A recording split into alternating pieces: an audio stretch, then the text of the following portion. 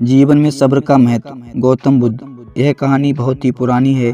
उस समय महात्मा गौतम बुद्ध पूरे भारतवर्ष में घूम घूम कर बौद्ध धर्म की शिक्षाओं का प्रसार कर रहे थे। धर्म प्रचार के सिलसिले में वे अपने कुछ अनुयायियों के साथ एक गांव में घूम रहे थे। काफी देर तक भ्रमण करते रहने से उन्हें बहुत प्यास लग गई थी। प्यास बढ़ता देख उन्होंने एक शिष्य को पास के गांव से पानी लाने के लिए कहा। शिष्य जब गांव में पहुंचा तो उसने देखा कि वहां एक छोटी सी नदी बह रही है, जिसमें काफी लोग अपने वस्त्र साफ कर रहे थे और कई अपने गायों को नहला रहे थे। इस कारण नदी का पानी काफी गंदा हो गया था। शिष्य को नदी के पानी का यह हाल देख लगा कि गुरुजी के लिए यह गंदा पानी ले जाना उचित नहीं होगा। इस तरह वह बिना पानी के ही वापस आ गया।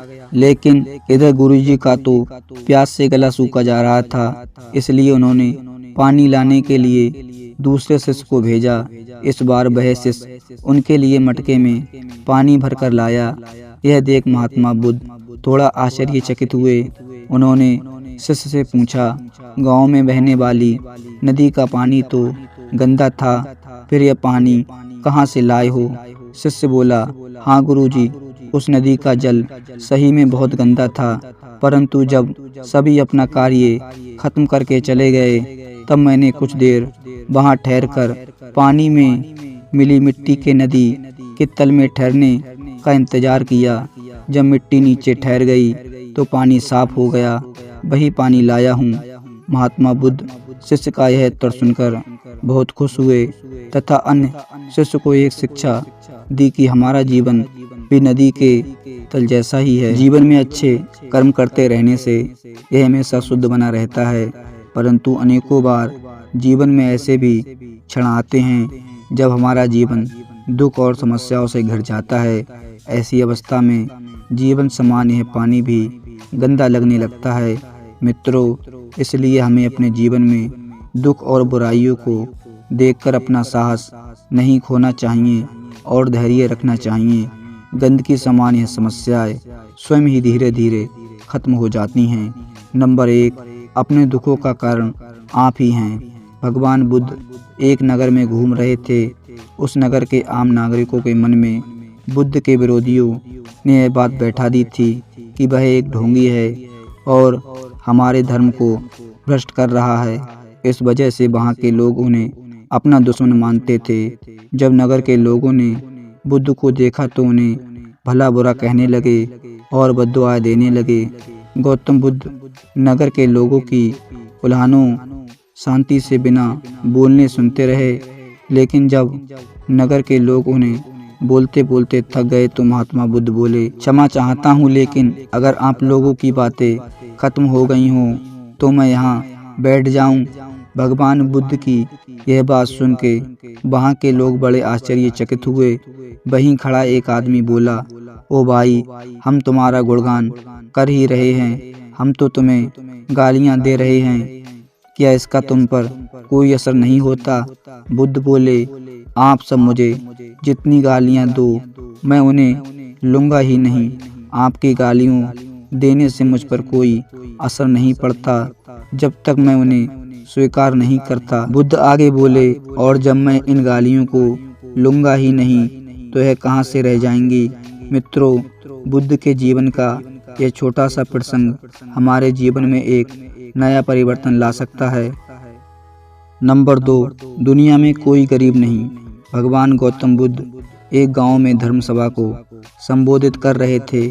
लोग अपनी विभिन्न परेशानियों को लेकर उनके पास जाते और उनका हल लेकर खुशी खुशी वहां से लौटते। उसी गांव में सड़क के किनारे एक गरीब व्यक्ति बैठा रहता था तथा महात्मा बुद्ध के उपदेश शिविर में जाने वाले लोगों को बड़े ध्यान से देखता था।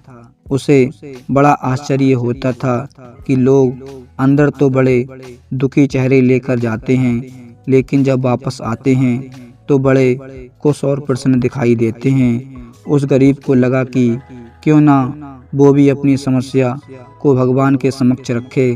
मन में विचार के लिए वह भी महात्मा बुद्ध के पास पहुंचा लोग पंक्तिबद्ध खड़े होकर अपनी समस्याओं को बता रहे थे। जब उसकी बारी आई तो उसने सबसे पहले महात्मा बुद्ध को प्रणाम किया और फिर कहा, भगवान, इस गांव में लगभग सभी लोग खुश और समृद्ध हैं, फिर मैं ही क्यों गरीब हूँ। इस पर उन्होंने मुस्कुराते हुए कहा, तुम गरीब और निर्धन इसलिए हो क्योंकि तुमने आज तक किसी को कुछ नहीं दिया। इस पर वह गरीब व्यक्ति को बड़ा आश्चर्य हुआ और बोला, भगवान, मेरे पास भला दूसरों को देने के लिए क्या होगा? मेरा तो स्वयं का गुजारा बहुत ही मुश्किल से हो पाता है। लोगों से भीख मांगकर अपना पेट भरता हूँ। भगवान बुद्ध कुछ देर शांत रहे, फिर बोले, तुम बड़े अज्ञानी हो। औरों के साथ बांटने के लिए ईश्वर ने तुम्हें बहुत कुछ दिया है, मुस्कुराहट दी है जिसमें तुम लोगों को आशा का संचार कर सकते हो, मुख दिया है ताकि लोगों को दो मीठे शब्द बोल सकते हो, उनकी प्रशंसा कर सकते हो, दो हाथ दिए हैं, लोगों की मदद कर सकते हो। ईश्वर ने जिसको ये तीन चीजें दी हैं वह कभी गरीब और निर्धन ही नहीं हो सकता। निर्धनता का विचार आदमी के मन में होता है, यह तो एक भ्रम है, इसे निकाल दो। कभी भी अपने मन में निर्धनता का भाव उत्पन्न न होने दो, गरीबी अपने आप दूर हो जाएगी। भगवान बुद्ध का यह संदेश सुनकर उस आदमी का चेहरा चमक उठा और उसने इस उपदेश को अपने जीवन में उतारा, जिससे वह फिर कभी दुखी नहीं हुआ। नंबर 3, अहंकार का उपहार। महात्मा बुद्ध के पास सेठ रतनचंद दर्शन को आए तो साथ में ढेरों सामग्री उपहार स्वरूप लाए। वहां उपस्थित जन समूह एक बार तो बाबा कहकर उठा। सेठ रतनचंद्र का सिर गर्व से तना जा रहा था। बुद्ध के साथ वार्तालाप प्रारंभ हुआ तो सेठ ने बताया कि इस नगर के अधिसंख्य चिकित्सालय, विद्यालय और अनाथालय का निर्माण मैंने ही कराया है। आप जिस सिंहासन पर बैठे हैं वह भी मैंने ही भेंट किया है, इत्यादि कई दान सेठ जी ने गिनवा दिए। सेठ जी ने जब जाने की आज्ञा चाही तो बुद्ध बोले, और कुछ साथ लाए थे, सब यहाँ छोड़कर जाओगे?